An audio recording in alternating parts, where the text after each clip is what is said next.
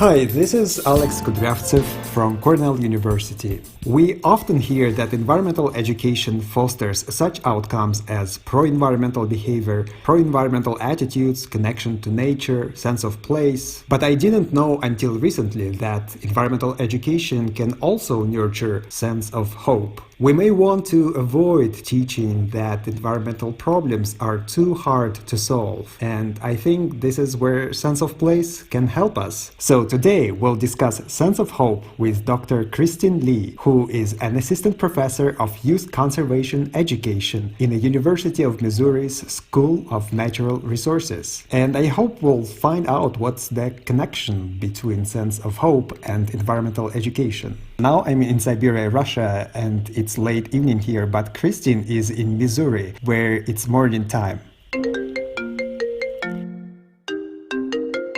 Hi, Christine. This is Alex. How are you? Hi, Alex. I'm doing well. How are you? Thank you so much for agreeing to talk about sense of hope as an outcome of environmental education. So, how do you define sense of hope? What does it mean in the context of environmental education? So hope, I think, is an important component that helps gauge people in solving problems. And the concept is from positive psychology, describes the extent to which people believe that they have the willpower and the way power to solve the problem.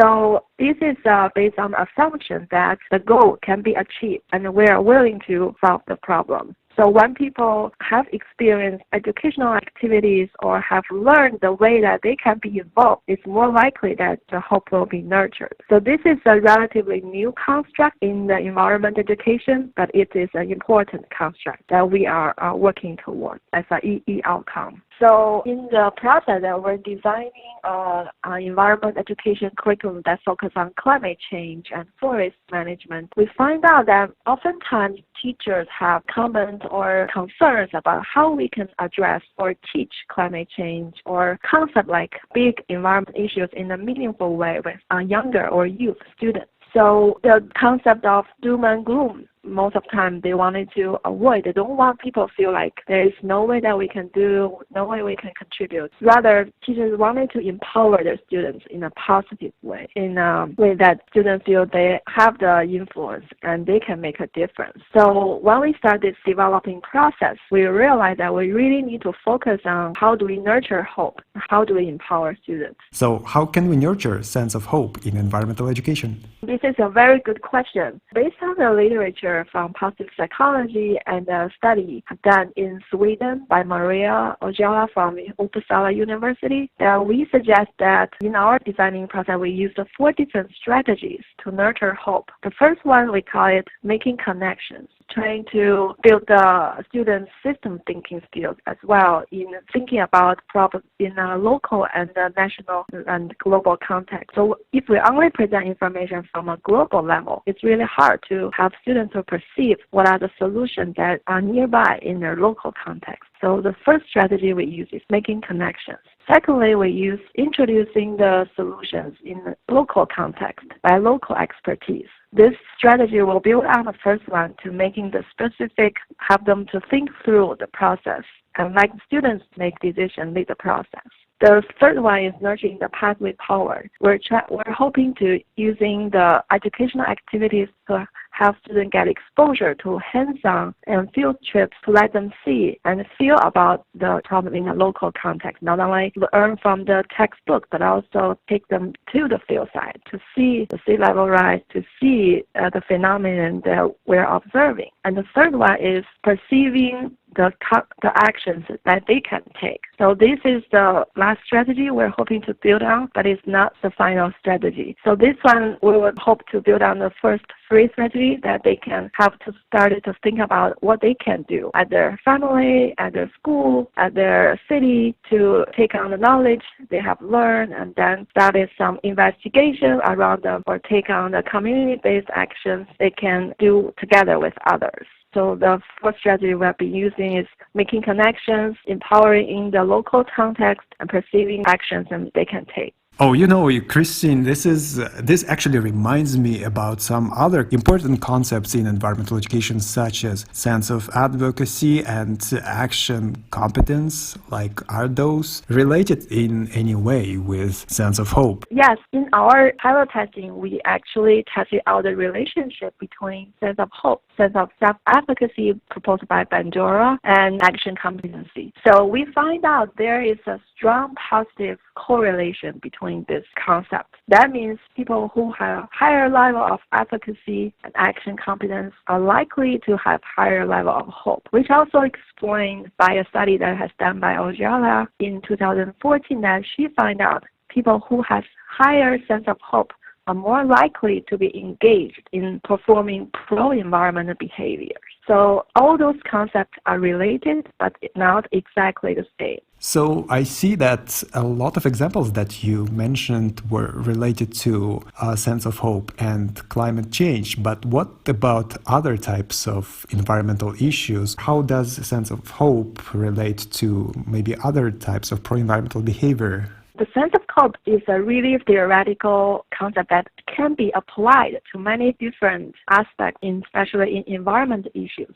So climate change is just one of the examples that we have studied. But I believe we can apply this construct by measuring and understanding how we nurture and educate students, for example, about maybe biodiversity and increasing water quality issues and decreasing and or controlling air pollution. There's so many problems that we haven't yet studied. But I truly believe the sense of hope is a really important element if we wanted to move people toward problem solving and addressing environment issues effectively and collectively. So in future, I hope to develop more study in looking at how hope can be nurtured and measured among different environment issues. Wow, those ideas are very interesting. And Christine, I just wonder, like, if I were a teacher in a school or educator in some ecology center in a city or elsewhere, would you have any tips for me on how to nurture sense of hope among participants of my program? Like, what exactly should I do? Maybe based on your research or experience or literature that you read.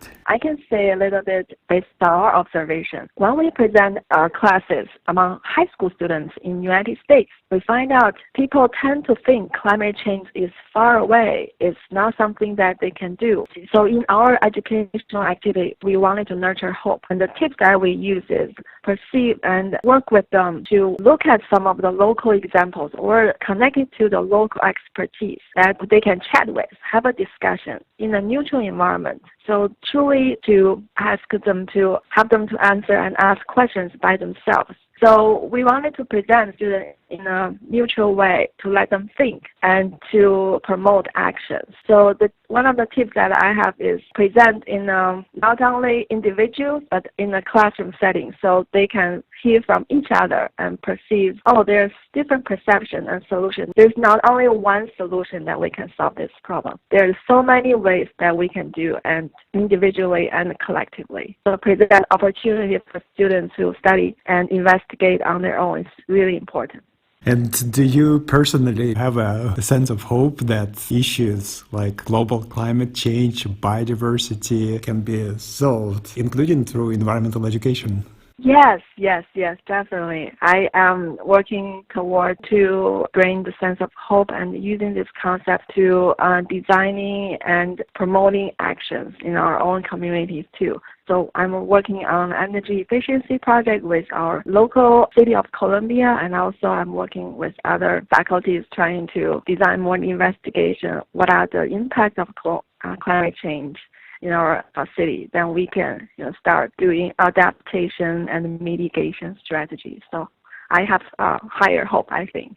Wow, you do so interesting projects now with your university and communities. But getting back to nurturing sense of hope, what are the factors that influence sense of hope? In our study, we find out there are 3 level factors based on our factor analysis that we have done with 900 high school students. So we find out the collective sphere willpower, weight power, and personal sphere willpower, weight power are the main 2 factors The third one is the reverse way of saying that is the lack of willpower and willpower. So based on this factor analysis, we find hope is made of two factors, that if people have this agency thinking, willpower is also called agency thinking. They have this agency thinking and pathway thinking, they are more likely to have high hope. So another way of saying that high hope people are more likely to be able to say what the goals are and be able to think how they can address or achieve the goal, and are willing to take actions, have this agency thinking, willing to do it and take actions.